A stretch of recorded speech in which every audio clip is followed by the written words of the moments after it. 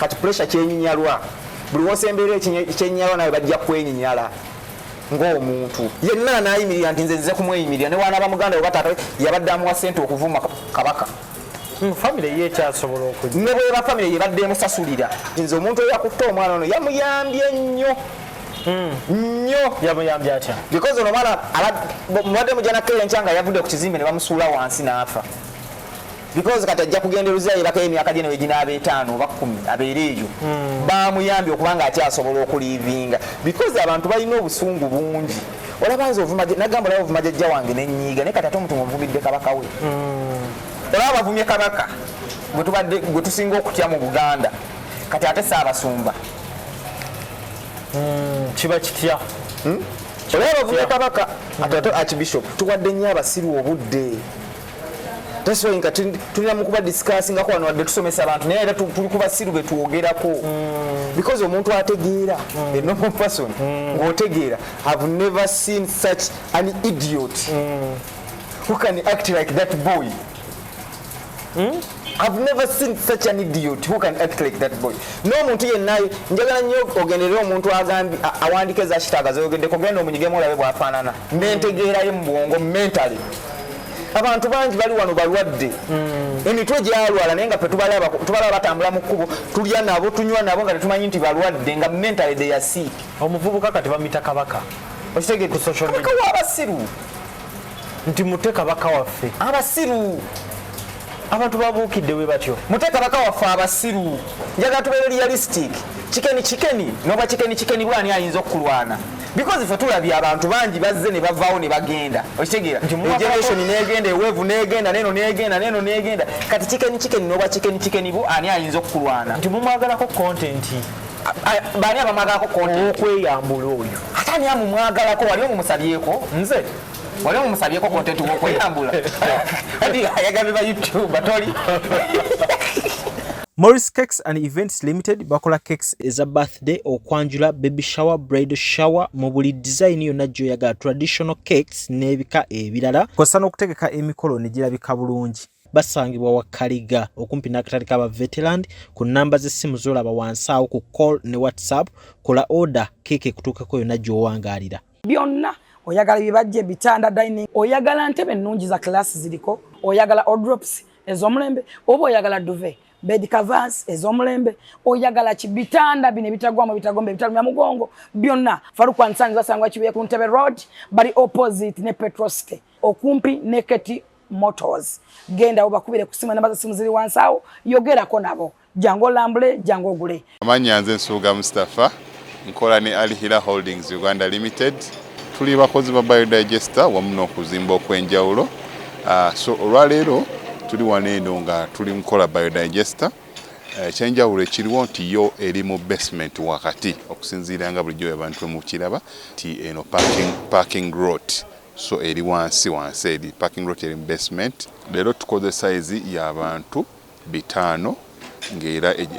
erina capacity okusavinga ekizimbe kino kyonna nga wekinaabeera waneeno ng'era emigaso gya bulijjo gya biodigester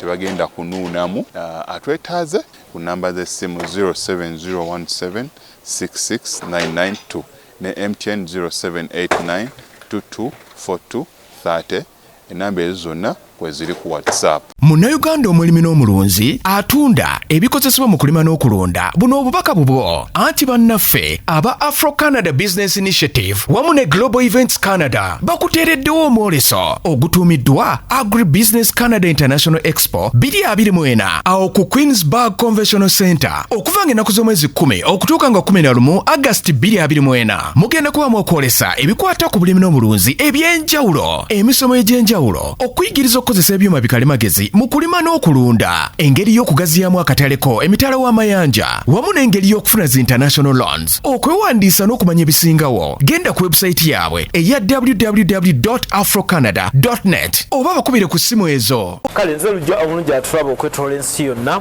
mugamba mutya bigenda bitya bye tulaba bye mulaba oba mwe muli ku sayidi ndala whatever obulamu bugamba ki 2024 wano we tuli baganda bange mu buli kyolaba either wotutadde oba wenkutadde mu mbeera yaffe yonna gye tweyisaamu Ndine Mako Williams nate okulaba nga tutematema mu bigambo nga ebiyimiridde ku ground. Mu show yaffe gye tujja ne twogera nga tetuyina mu mbeera yonna yakunyigiriza muntu naye nga tufumiitiriza bufumiitiriza okulaba nti tukugirayo ekifaananyi nga bwe tutera okugamba nga tumaliriza nti gwe tunyiizizza we are sorry naye nga tetutambulira nnyo ku mulamwa gwa kunyiiza bantu. Oh, sorry. It depends ku kiki tubadde twogerako. Tuyinza onyiiza omuntu nga tetumanyi. Waliwo ebiteetaagisa kubeera nnyo sorry. Nga tulina kwemanyiza nnyo kwemanyiza nnyo kwetondera abantu. Kasita olaba nga abantu 9 ku 10 kyetwogedde tekibanyiizizza. I think omu tetwetaaga mwetondera.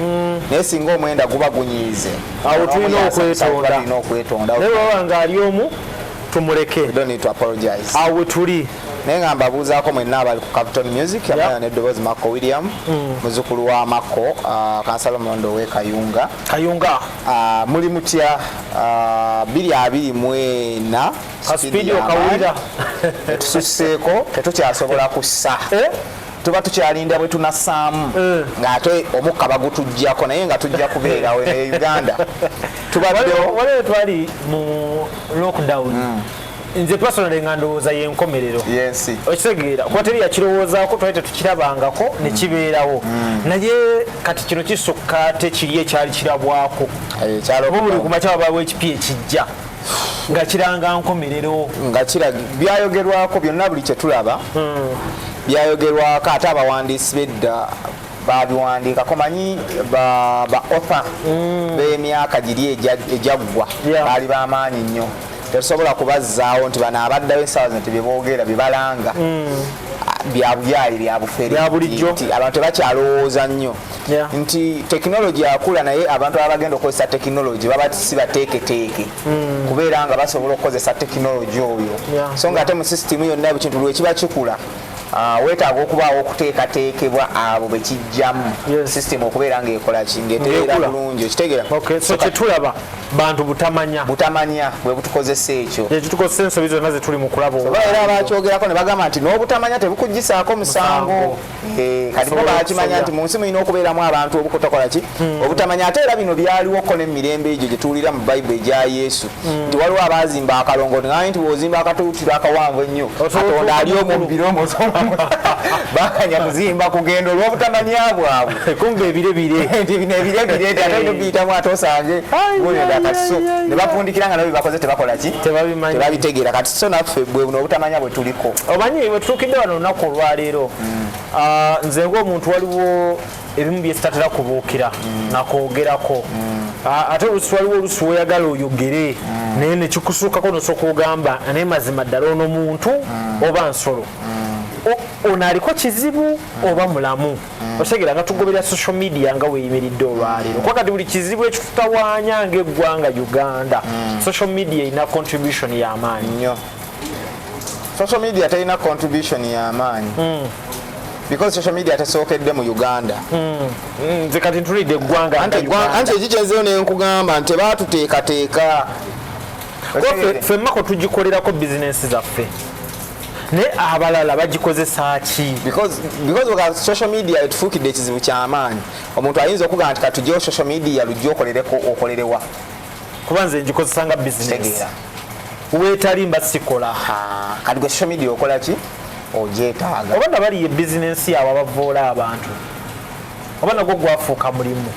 buli kintu kyolaba ku social media okwo omuntu akikola nti akikola lwa butamanya abantu abamu bazifuula bizinensi zaabwe omuntu okujja n'avuma omuntu olunaku lwaleero nga olaba omwana pressure bwe yabadde akola waliwo amusasula okukikola tali yekka tolowoozanga nti omuntu akikola yekka because omuntu ali nomo ng'omanyi consequence ne repercussion z'ekintu ky'okola tasobola kuva ino gy'ovume no abantu babeerako ebibatawaanya ku mitwe muganda wange saagala twekwase bintu omanyize kyesinga obutaagala kwe kugamba nti oyo mulalu bwesimanye ebyabikola ali under influence of drugs omulalu tagenda nga aleepinga abakazi basanze ku kkubo ate era omulalu tagenda nga akasuka mayinja ku buli nyumba yabirawuli gyola singa ekampala tukyalinamu bizimbe bya glasses because kampala yesingamu abalalu abangi n'otambula essaawa n'ofuluma wano wetuli n'odda wali era osangawo omulalu. Naye era saagala twerabire nti karakita z'abantu abamu era zisobola okubafaananya omulalu. Anti kati abantu bayiga ekintu kimu nti osobola okwerimbika mu busumba nga toli musumba n'okola mu bizinensi n'ofuna essente. Osobola okwerimbika mu busawo Buganda nga toli musawo Muganda n'okola ki n'ogifuula bizinensi n'ogifunamu essente. Kati n'oli asobola okwerimbika mu bulalu olw'okuba ye ayagala okuyisaawo kyakola ki kyayisaawo nga ye omuntu. Kati ekyo nakyo olina okiyiga. Ne Mako olesinkanye ku muvubuka oyo pressure physically sisobola kati simbadde simusisinkanangako era teweegomba era seegomba musisinkana because ne bankuba ekifaananyi nga ndi mu kifaananyi kyekimu naye abantu abandaba n'abangoberera bayinza okumanya nti Mako naye afaanagana naye. Weewalanga nnyo okusemberera omuntu gw'olaba nga is a disgusting. Waliwo kye bayita omuntu ng'ali disgusting. Okitegeera nga ye ekyenyinyalwa kati pressure kyenyinyalwa. Buli wosemberera ekyenyinyalwa nawe bajja kwenyinyala ng'omuntu. Namulabako ng'ayiwa endusu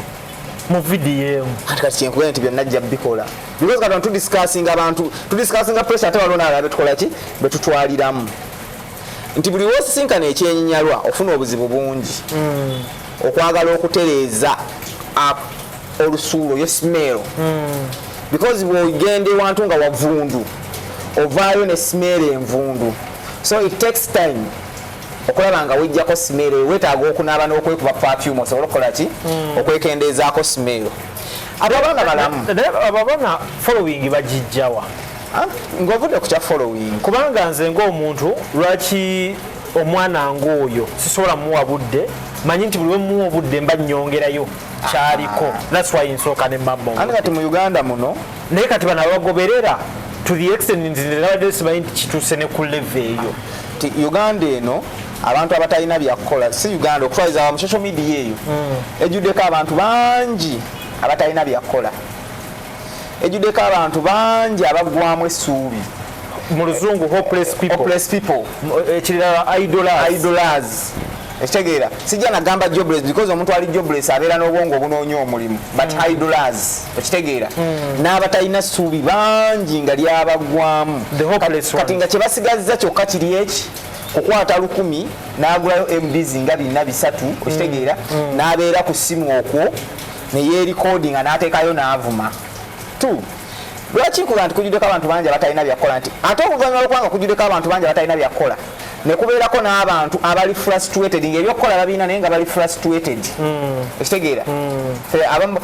kyovala nti abantu boonoonya nnyo ekitiibwa kyabwe kiri ekyabakadama because ffe twatunulyanga ekitiibwa kyabakadama nga nti kadama ye muntu agenda okukola ebulayi asobole okukyusa ebimukwatako. Nti ate netuuka ekiseera nga ekitiibwa bakyonoonye ng'ate kati bakadama ate be bafacilitating abantu abakola ebyekisiru bo banyumirwe bakirinamu omukono. Era basanga social media nga bebasinga obwaga because lwaki ekisooka tebasasula internet. They have free wifi and free internet. Okitegeera nti kyakubiri bakeera nnyo okukola emirimu gyabwe nti housemaid bw'amala okusiimula ennyumba n'ayoza ebintu bya mukama we n'ategeka emmere kyekirala kyagenda okukola alina kubeera ku internet kutambuza na kuscrollinga. Kati ne beesanga nti be bakozesa abaana bano ensobi emirundi mingi n'ebiseera ebisinga nti be bakozesa abaana bano ensobi batya nti omwana ajja kujja ateekeyo live yo ng'ali mu kuwemula olw'okuba oli byayagala nti abantu abasiru bangi abali okwo nti bo okuwemula bwe bulamu bwabwe nti ye anyumirwa bintu byakubeera okuwemula n'aseka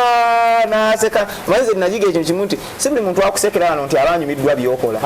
naye wabawo n'akusekera naye nga yeebuuza bwebuuza ono bazadde be bafaanana batya essaala ye gy'asaba kulaba ku bazadde bo bafaanana batya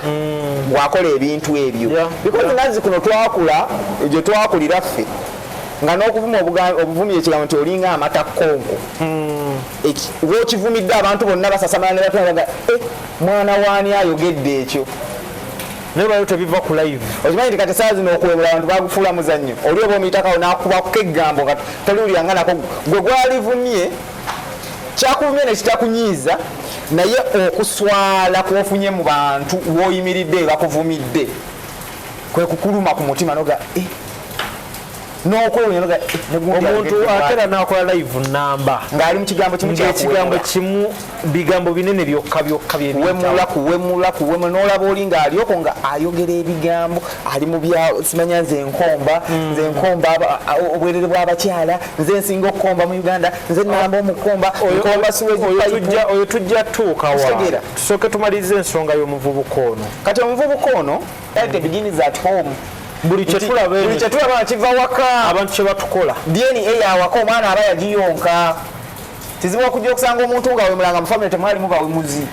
era ogenda onoonyeza nti ate sibabe senga kale senga we yawemulanga nnyo ku nnyimbe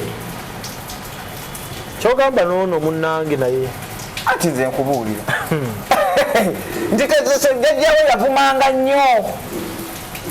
gwebazimanyi tubeera ku byalo ngaaliwo abantu bebagaa nti ye muwemuzi w'okukyalo nga tawemudde ne bawemula ne bamutwala ne ku kyalo ekyalo ne kinuma nga kyagana mugoba lwakuwemula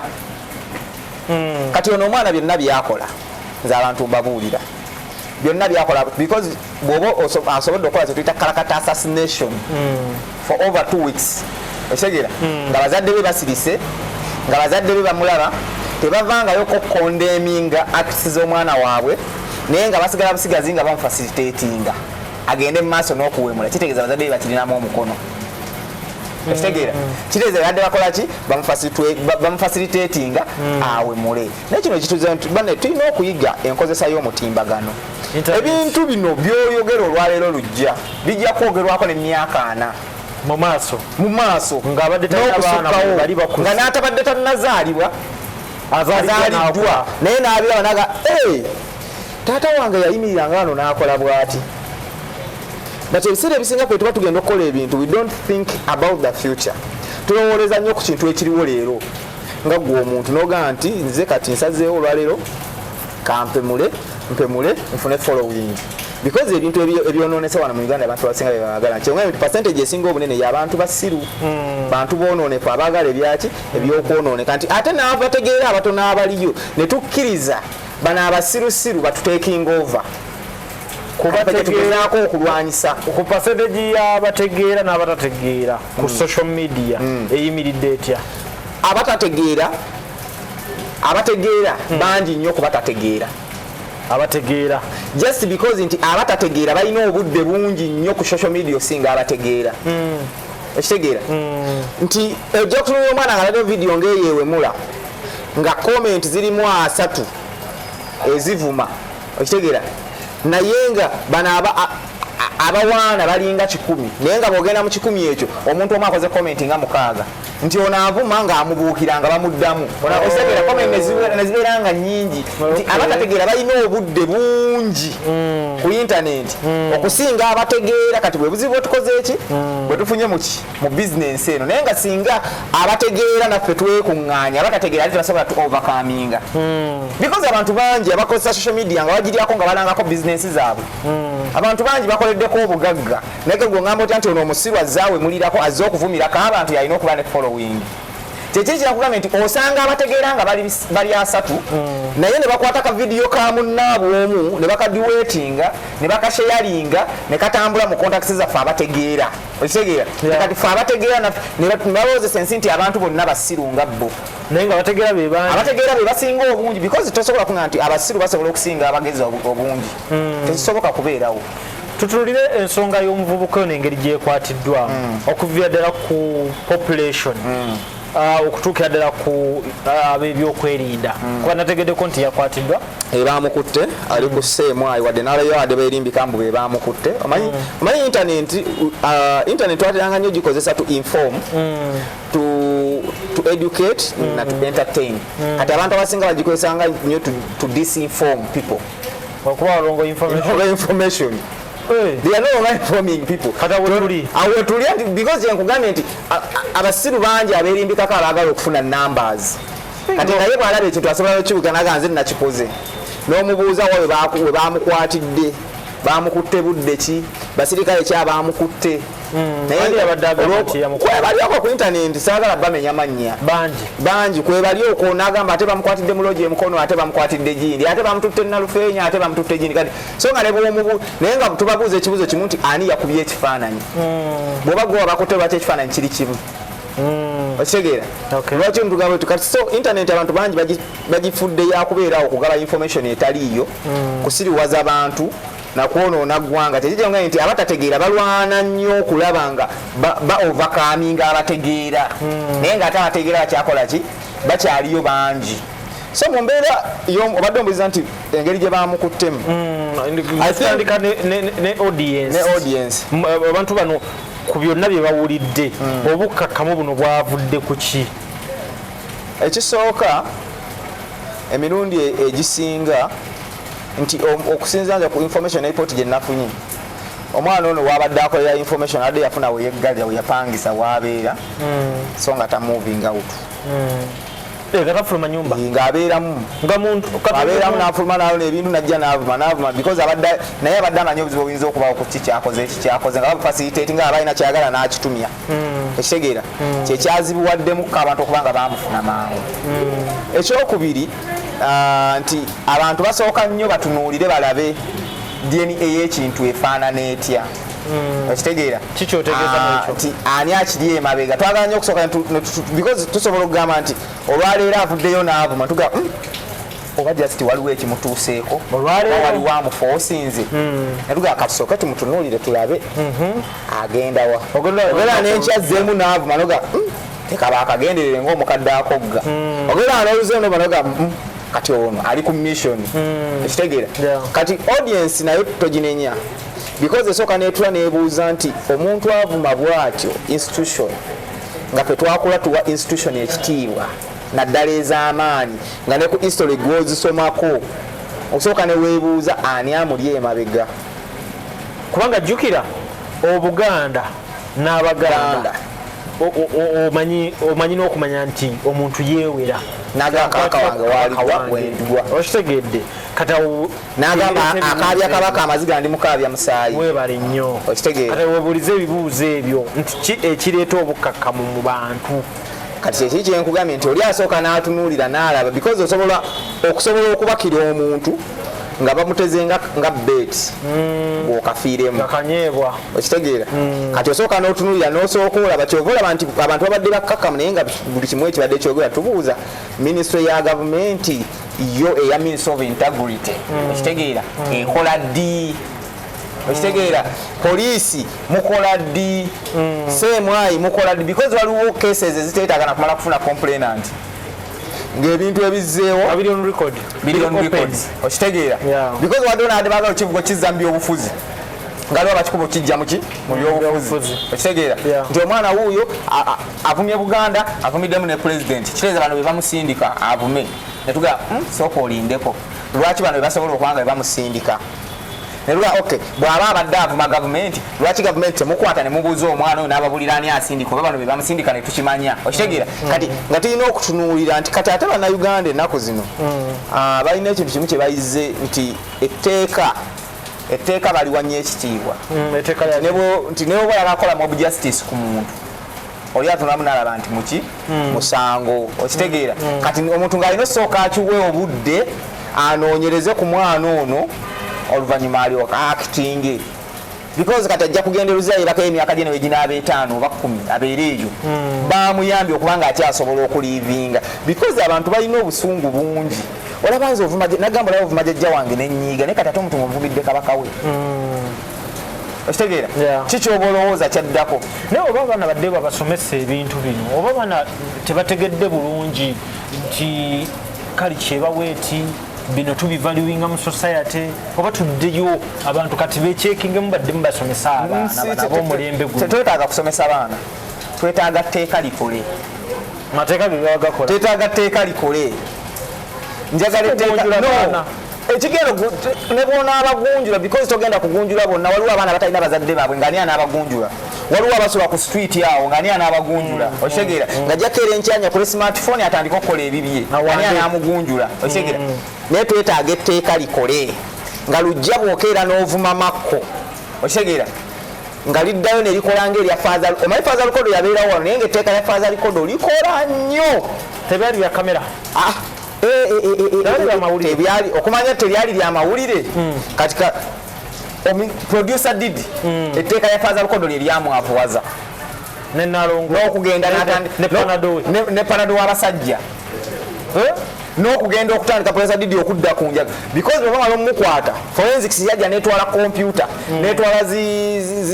ennanga yatwala buli kimu ekyali mu studio olw'oluyimba lutya lumu n'ebitwala byonna ng'emugambye tugenda kunoonyereza ku bintu bino teyaddamu bifuna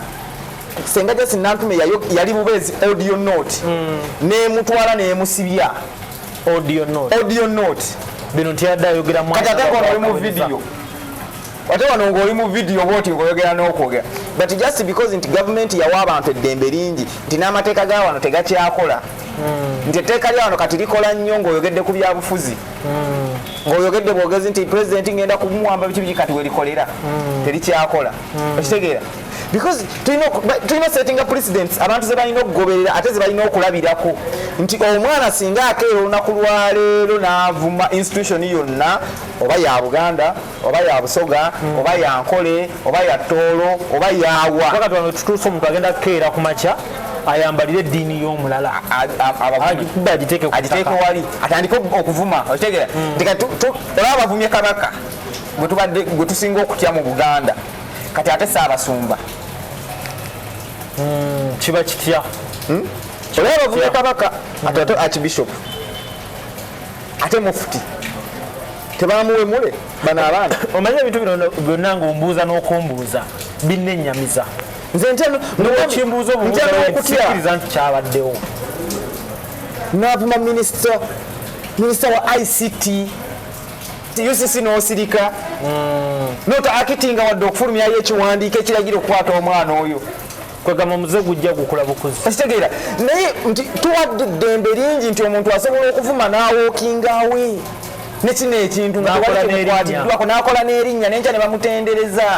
n'alya n'afuna n'abafanda abamwongera ssente nga tetumukutteeko kyobola bino ebikolwa bijja bwebiti mu society naye singa bannasetinga president nti lujja leero onvumye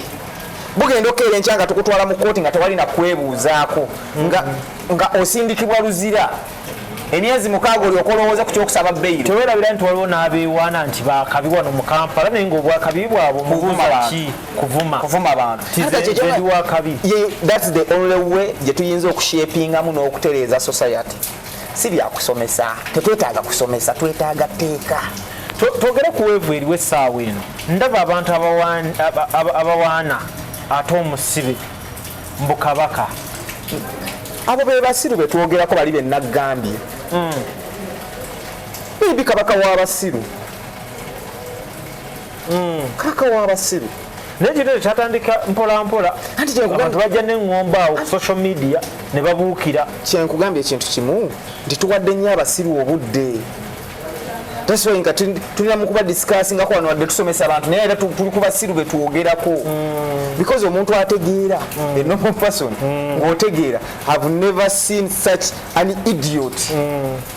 who can act like that boy. I've never seen such an idiot who can act like that boy. N'omuntu yenna njagala nnyo ogenderera omuntu agambi awandike za kitaaga zayogedde kogenda omunyigemu olabe bw'afaanana n'entegeerayo mu bwongo mentally. Abantu bangi bali wano balwadde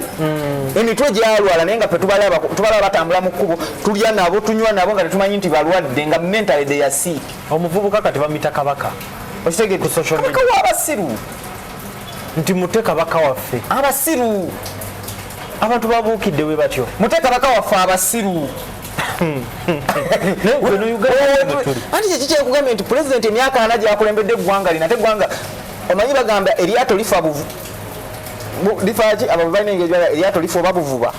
nga lituuka okitegeera nga ligenda okutuuka kati president ate gyagenda okuwummulira eryato lye gye liri mu kufiira naye nga tudduka sipiidi ya kizungu nti Uganda wano buli omu kitiibwa kyasobola okwewokyewa kasita obanga ofunye abatategeera banno ne bakugoberera yogo abantu beetumye ba pulezidenti abantu beetumye ba kabaka abantu beetumye abambejja beetumye buli kika kya bitiibwa obusiru bungi ate nga bonna gavumenti yebulese because gavumenti erina ministry number ministry responsible for this. In fact, teriemu ministry ya ICT omulimu gwa to regulate kitegeera not only to regulate mainstream media also to regulate internet babisobola bwe basobola okujjako internet mu biseera by'akalulu lwaki ngamba omuntu omu akozesa account okukola ebintu ebi temusobola mujjako ku internet ekitegeera bwe baba basobola okuregulatinga TV ne bagamba nti ku ssaawa bwezi president yabaabaako lwaki muŋŋamba nti omuntu omu akozesa obubi omutimbagano nga nammwe obujulizi mubulabyeko bibatuuseeko musobola omuleka n'asigala ng'akola ebyo okitegeera nti kati so ministry zonna zigaanye okukola ministry ya ICT egaanye okukola omulimu gwayo omutuufu ministry ya ethics and integrity egaanye okukola omulimu gwayo omutuufu okitegeera n'ebitongole ebirala byonna ebirelated ku nsonga eno bigaanye okukola omulimu gwabyo omuntu eyatandika kalica y'okusabiriza ku street yali ogu olunaku lwe bamuleka nayimirira ku street n'atandika okusabiriza kati abasabiriza bameka ku street mutwalo na mitwalo okitegedde omuntu eyatandika kalica y'okulya enguzi yali ogu olunaku lwe bamuleka ne bakkiriza ali enguzi kyova olaba nti Uganda ekyabonaabona n'obuli bw'enguzi buli mwaka buli kintu ekitandikawo mu nsi akitandika abeera omu eyatandikiriza okuvumiriza era yavumiriza ali omu bamulaba ne bamulema mukolaki omumukwatako kati kyova olaba abavumi bayongedde waliwo n'avuma gwe bawa amaanyi bamwongera bongezi maanyi kati ate omumanyi kati ne bana batandise okuvoola institution era batandikiriza nga abasaaga naye bwe twawatulira nga bavoola institution tusalawo tusirike tubaleke bazivoole at their own risk okitegeera kati okirabye gye kitandise okweyongera kati n'olwo bwe banaamuleka mbu olw'okuba mulalu avumye buli gwayagala akole buli kyayagala olw'okuba mulalu abalalu abala bagenda kweyongera kati ogenda kutuuka ekiseera ng'olaba tulina abalalu nga 100 tulaba nti waliwo omukatu gwadde bayiga nti mulalu gwe baakutta kati ate abalala bagenda kweyongera babeerewo nga 100 abalalu nga 100 okola nga bayongera abalalu 10 anti oganye okukwata oganye okukola ki okunogerawo n'eddagala bakitegeera onogerawo n'eddagala ne bali batya kyekinyamanya nti bwe settinga president nti kati oyo omwana ng'omulabi oyo nti singa bakedde nekyali bafumya video nga yawanusa ku kizimbe waggulu nabwansi n'ayabika tewalizeemu kola mulala avuma institution ate bisoboka mu nsi erimu amateeka ate ebyo gwa bigamba nti bisoboke America yesinga okubeeramu amateeka naye osanga abaddugavu nga babatugira ku street naye nga America yesinga etteeka kyogamba Uganda esinga America etteeka nga twogera ku nkozesa y'omutimbagano eriyo omuvubuka omulala gwendabyekaawo emabega kaawo nali mwogerako omuvubuka oyo ali mu kwewuunya abantu abamuwa platform olwaleero abamu olaba ebintu Katonda atusaasire tulina obyogeraku kozi byebiriwo wano we tuli omuvubuka oyo mulala wamulabye kikeni babadde bamuwa gundi kati abadde akola bwa analyst ng'atubula naye nannyonnyola ensonga era namabe nga neeza pressure azoogerako nga basinzira ku bukugu ki bamulaba bebamanyi obukugu bwe bamuweerako kubaze Mako nkuleeta wano because tubadde naawe mu field ng'onoonya amawulire okola obuweereza ku mawulire ku mayengo ag'enjawulo ekyo kikumpeesa okuba ntwogera nkola nebbuule kubanga akola mu lupapula amaze ebbanga awandiika awandiika ebintu bye bulungi ne bivaayo n'acommunicatinga ku Twitter nkola naani awo omulala mayanja abadde mu art ebbanga ddene ng'azannya amawulire yagasoma akozeeko ku mativi because alina that art of communicating era nga yasoma n'amawulire kakati nebuuza kakati ono y'obukugu basinzira ku kyokugamba nti kajja abeere analyst notwafuna ekizibu kimu nti ng'abamawulire mulimu gwaffe guno naffe twagwettira bw'okikkiriza oluvannyuma lw'okukwata abantu oluvannyuma lw'okusalawo tuwakingire ku pressure ya numbers ate ekintu ekyo bulwembeera naawe tukyogera nnyo ebbanga ddene era okiŋŋamba nonga tokoleranga ku numbers excitement tekuvuganga mu buli kintu kyonna ky'oba okola sigala ng'okola bintu byonga bwe omuntu so kati bwetuvaanyuma lwokubanga twayingira mu bintu by'okulaba numbers nti ani alina numbers fenna gwe tuba tubuukira tegundi olwaleero yaliko n'omuwa platform twesanze nti twateeka abantu bangi abataalire relevant abantu bangi mu kifaananyi nga tekyetaagisa ne tubawa obudde bungi nti abalabi baffe ffennyini ffe tubamazeemu amaanyi because omulabi w'okukyomuwa kyakonsuminga kyomuwa kyalya gye tukomye okuwa abantu bano platform abayi baffe naffe ne tubabaguza ntwagala ne gundi wuyo waali naye nga nkubira ekifaananyi ky'omuvubuka ono omanyi omuvubuka oyo era lwe waŋŋamba nti walaba ku vidiyo ye ng'agamba nti anuuna abakyala mu bitundu byabwe ebyekyama naga oyagala omukyala yenna ali eyo gweoyagala okunuuna mu bitundu byekyama mbikola era n'ateekawo n'omwendo gwa ssente ku mukyala yenna ayagala omunuuna ebitundu byekyama ekitegeera n'amala n'agamba era nuuna ne payipu za suwegi era kati gweoba oyagala okunuuna payipu ya suwegi ompa ssente bwe ziti nenkunuuna naye ze namulaba emimwa ne ŋŋamba kirabika byalaali ogambye wamulaba yeekomba nalabaga buli lwamala okukyogera nga yeekomba emimwa ate nga gikyuse langi nembiwuliriza nensirika nga ndaba bingi nga ndaba nnyo biri disgusting omanyiza ebintu ebiri disgusting sibiwa nnyo budde ngenda nnyo ku bintu ebira atisi nembiwo obudde atisi ndabamu kantuni akitegeera kati recently on Saturday nga bafulumya video ze because no nze bwe yabyogera kale nagamba oba excitement ayinza okuba asikamu eriyo atunda ka business ke kufunirako bakadamu manyi bakadamu babeereyo nga tebalina basajja nenga waliwo kale n'ebikyalo ebikulukulu ebyagala abavubuka abato abasobola okubikola ebyo ne more benefits of that nenga kale ayinza okuba atunda business ayisawo business ye afunayo ku bakyala abakulukulu bamuwe ku ssente yeyagala abeerewo ng'omuntu nenga buli omu ayina n'abasajja twatuuka mu kutunda nti kati obwamalaaya n'obwa prostitutes bwava ku buli bwe twali tumanyi obw'abakyala okuyimirira ku kkubo ne budda mu ngeri nnyingi ez'enjawulo nti omuntu leero n'osanganga Pretty Nicole n'aweereza ebintu bye ebitundu bye ebyekyama social business strategy abantu ne babiraba those who are interested ne bamuinboxinga okitegeera nawulidde mbwalo n'abato obufaananyi bwabwe obw'obuseegu nga baagala kutunda bangi nze balina inbox abampeerezaako naga bona njogerako nja kutu abantu bajja kundaba nja kufendinga katale kagenda kweyongera okitegeera so abo nabo bakolaki babeerawo weebali nti kati obwamalaaya buli mu forms nnyingi fe tubalina ku internet oko nga gamba asindikira osindika kakaaga 5 nenkoleza ebifaananyi byange biri nudes noteekako gumu 10 ne tukuba ku video chatting ne tuchatting andi ku video chatting akulagamu awo noteekako bweziti ne biggwa okitegeera kati weebali bangi kasagala nkufune bubi kyoyagala okuntegeeza nti ono omukulu malaaya nsajja yennyini ewedde emirimu nti olunaku wogamba nti nze nuuna obwerere bw'abakyala era nze nsinga okubunuuna mu Uganda wano nuuna obwerere bungi automatically you promoting yourself, you are selling your business ekitegeera nuuna sagambye nti nuuna obwerere bwa mukyala wange ne nuuna obwerere bw'abakyala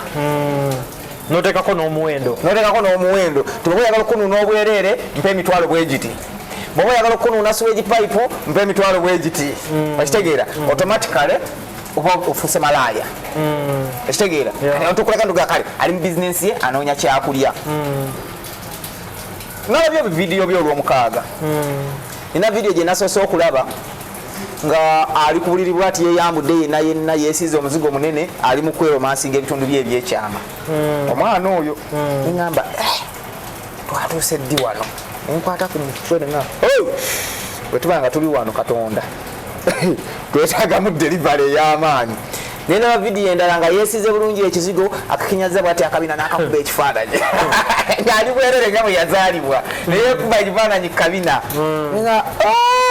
nga nno bwe yeekwatako bwati bwe yesimula akabina yeesize oba oyiro asubulamu oyiro ndowooza alina oyiro bungi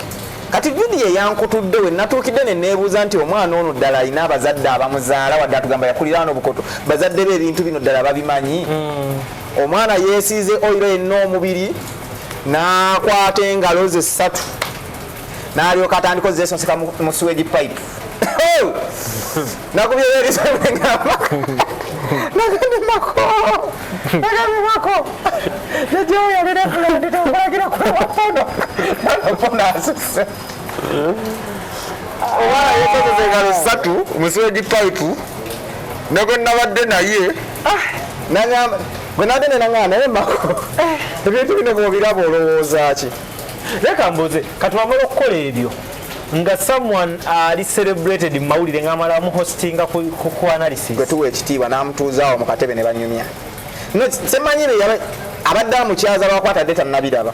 era ubi very shocked and surprised obaba ngazeemu namukyaza anyway kali twalabiye kulobulungi bwo naffe tumuleke tukitwale nti abadde tannabiraba kulobulungi bwe n'olwa professionalism abadde tannabiraba too bad bazitegeera nga omwana yeeyambudde ali ku buliri yeebase n'ebigere abiwanise bulungi bw'ati akutte engalo zino yeeteze kamera 3 azisonseka mu sewage pipe yesonseka bajjayo bwazizzayo kati bulire neebuuza okay olunaku lumu nali mbuuza Queen Masolo lwaki watadde ebitundu bye ebyekyama kuba nayo yafuluma yes naŋŋamba Mako obwavu bungi nali siinaamu omusajja nga ŋŋambye agenda kumpeerezaayo akasente nga sina kyakulya nagamba kambi nakimbuulira yensonga lwaki yabimuwa kati awo tuvunanani ogw'obuseegu yabisaba oba yabiwaayo omusango gw'obuseegu njagala ne gavumenti kino ekiwulira olunaku lwaleero nti bweba eyagala okumalawo bino byonna bye tulaba ku intaneti olwaleero nti Political yatadde simanya Gold Bibi yakoze atya simanya Chicken wuno yeesonseka ngalo simanyi ono akoze kino tetuddamu kukwata ani atadde vidiyo tukwate da kuliyeta yaliwa eyerecordinze gokwata gwe tulina okukwata because bwe tunakwata eyerecordinze ne bwona aginsaba sijja gikuwa kuba bajja sibanze njagala tubeere realistic chicken noba chicken bwani ayinza okukulwana because ffe tulabye abantu bangi bazze ne bavaawo ne bagenda okitegeera generation negenda eweevu negenda neno negenda kati chicken noba chicken bu ani ayinza okukulwana nti mumwagalako content bani abamwagalako content okweyambula oyo ate ani amumwagalako wali omumusabyeko nze wali omumusabyeko content wokweyambula ati ayagambye ba YouTube toli never nine toli kyogamba abantu bawayiriza ffe ne bakamala so kati bano abaana bafuna nze omusomesa wange wapizisa ngamba those are lame excuse okitegeera nga lwennemye ne mga master lono nadenye naga those are lame excuse don't tell me ngulo yannemye kulemeta nga nagikusomesa okitegeera so kati bino ezo excuse zonna ayino ziwulira nze nkugabe etteeka lyetaagisa nga bwe singa ofulumya ebifaananyi bye ebyobuseegu ogende mu kkomera emyezi 6 tulyoke tutandika okuwuliriza ensonga yo otandika okwewozaako tujja kusiba yaaba teri agenda kuddamu kuta bifaananyi bya buseegu wallahi nkugambye kati oyo omwana weesonseko otya engalo okay kale ekyokweromansinga ebitundu byekyamankiresi bibye wetandika otya okwesonseka engalo ekigendera kyokwesonseka engalo kigendererwa ki ekyabadde kimwesonsesa engalo Mako yenenge gyokigumiza n'okigumiza jasisaga kyobala nkozesa sewage pipe nengirekaawo sogeddeko kintu kira naye nkugambye omanyi bw'otunuuliranga vidiyo ekikolwa kisipaakinga nnyo obwongo bw'omuntu act kati mu byonna nga nvudde ku kyokwerecordinga what was the act in the video kwesonseka ngalo kyenvumirira too bad okitegeera too bad bino tubadde tubiraba ku bakyala kati biyingidde ne masajja awo bwe tuli internet wetuziza kakitala omukyala yeesonseke maybe you want to get satisfied kati omusajja yeesonseka afunamu ki era tetuyinza kukimanya munnaye ye yakimanyi kati tetwagala ekyo bamuteeke mu mbuga z'amateeka atunnyonnyole naye kati yabikoze agenda kuwokinga n'enkyomusange ng'ali ku live abikola ate no namba zigenda alabe ne vidiyo yaffe naye atuvumye banjogerako batya agenda gitemamu ateeke wali banjogerako bali n'abalala bagamba mbubagala kunyambukirako ani nze ekyo kansigale wendi kambeere wano nga sivaawo aizabeze waliwo n'omu yagezaako okunnumba nga loza ngenda muddamu it is better nsigale nga wendi agala namba ze nze namba z'omuntu ayagala ebyobuseegu tezingattako kambeere n'abantu 10 naye nga bategeera in fact nze neetaaga 10 nga bategeera 10 oba olukumi olwo sirwagala nze sizaagala ne bwe lwaki ebikebe ebyerere bireekaana nnyo anti biba tebirina kyebisitudde ate munaye oli n'atamanya nti mukebe aba talina kyasitudde nze bino kati olaba bino byetugamba ono omwana muto ekinene ennyo bwe mba mumulabye ali myaka nga 23 24 okitegeera baira kyekyannuma ku mwana okitegeera but agenda kutuuka myaka 6 ng'azadde abaana afuuse jjajja naye tamanyi price ya kudilitinga vidiyo ezo ku intaneti kati nno mutunulidde mu bukadde nze mutunulidde mu bulamu olwaleero nti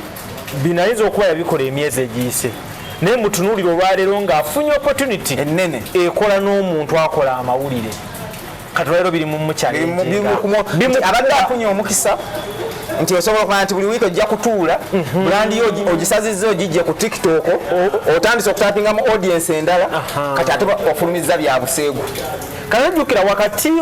wakati we ne byakola ye kati amazima yagamanyi nti kino kyaliko leero kiri better than ekyemabega biri byabaddemu era ne wagona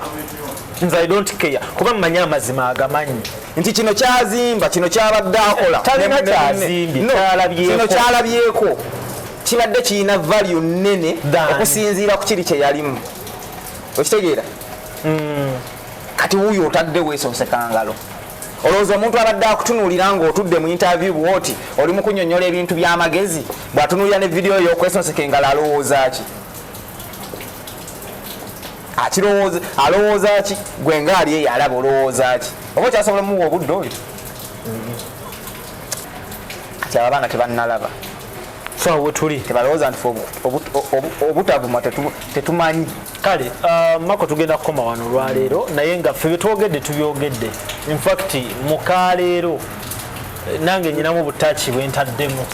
nga si bwejjusa ndabye Gravity acomplaininga Gravity mu paati twera tumuwa obudde naye alina ekiddako